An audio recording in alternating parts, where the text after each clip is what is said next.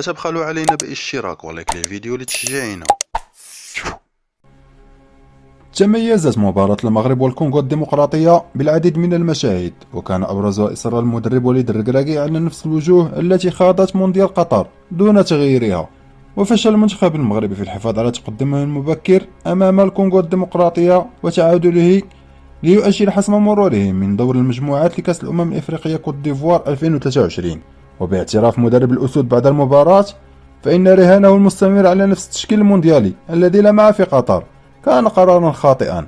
وبدأ المنتخب المغربي كتابا مفتوحا لخصمه بقيادة المدرب دي صابر، الذي قال بالمؤتمر الصحفي بعد اطلاع على تشكيل المغرب وحضور نفس الوجوه التي تعرفنا عليها في المونديال: فقد سهلت علينا كثيرا مهمة قراءة المنافس. وهذا الركراكي ليعترف بخطئته على مستوى بعض الوجوه التي لم تستحق اللعب دون أن يذكر اسمها.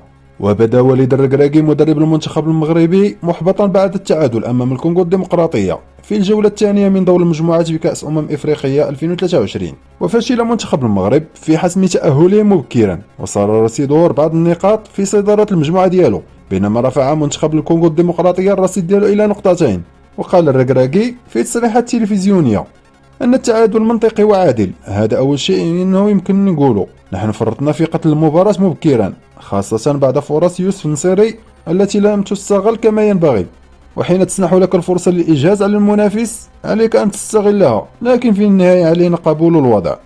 وتابع الركراكي أنه هنا لا يطالب اللاعبين بأكثر مما قدموه، وأنه سيكون جنونا لو طلب ذلك، لأن الطقس الحار مع الرطوبة الخانقة تمنحهم الأعذار الكافية. وتم قوله بأنه يعتقد أن المنتخب المغربي لم يكن في أفضل أحواله، مثل ما لم يكن سيئا لحد تهويل الأمور. المنافس قوي، وهذا قاله قبل المباراة، وأن مصير المنتخب بأقدام اللاعبين ديالو هذا هو الأهم. الظروف كانت صعبة جدا لكنها